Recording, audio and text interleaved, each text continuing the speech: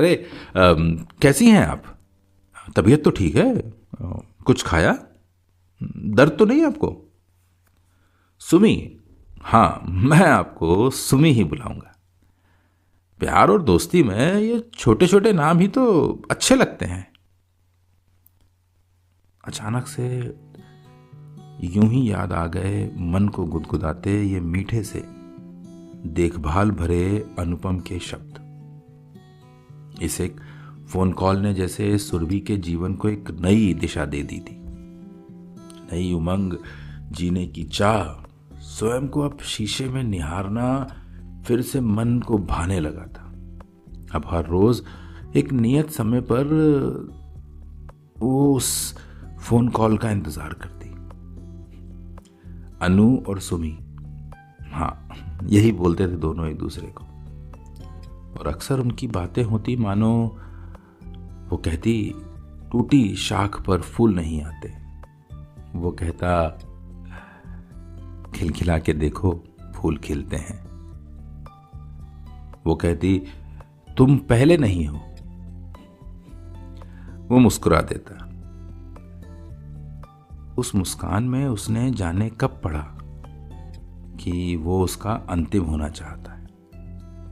वो बोली, मैं बहुत गुस्सेल हूं, झेल नहीं पाओगे। उसने हौले से उसे कसे कंधों को दबाया और ढीले पड़ गए उसके तेवर। त्योरियां शाम की झील में ढल गईं। वो बोली, प्रेम व्रेम सब बेमानी है। उसने उसे आंख भर देखा।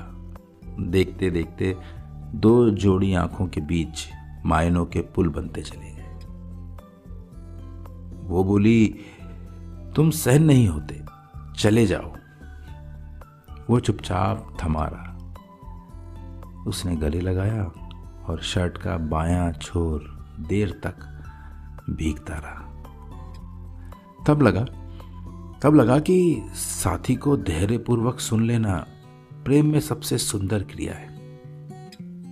यूं तो सोशल मीडिया पर ही परिचय हुआ था एक दूसरे से, पर जैसे सुनिधि के जीवन की ढलती हुई सांझ को सवेरे के सतरंगी रंगों से सराबोर कर दिया था अनुपम की आत्मीयता और साथ ने।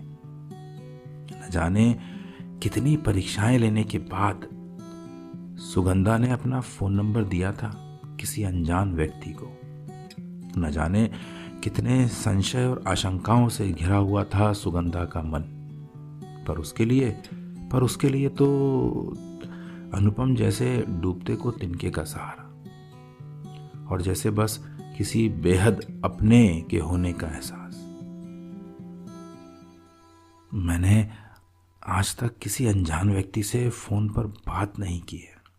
समझ नहीं पा रही हूं कि मैं ये सब कैसे कर पा रही हूं अनुपम जी आपके साथ, सुगंधा ने हिचकते हुए कहा। औपचारिक सी बातों से पहली बार प्रारंभ हुआ था यह सिलसिला। अनुपम और सुगंधा से अनु और सुमी तक पहुंचने का रास्ता। और मैं समझ सकता हूं आपकी हिचक और सम्मान करता हूं आपकी भावनाओं का। अगर आपको सही ना लगे तो मैं आपको बाध्य नहीं करूंगा बात करने के लिए। अनुपम ने भी सधे हुए सभ्य शब्दों में अपनी उपस्थिति दर्ज करा दी थी सुगंधा के मन के कोरे पन्नों पर, जहां हर कोई महिला को देखते ही अपनी हर सीमा तोड़ स्त्रियों की गरिमा भंग करने के लिए प्रयासरत रहता है। वहीं दूसरी ओर अनुपम लगातार अपवाद साबित हो रहा था।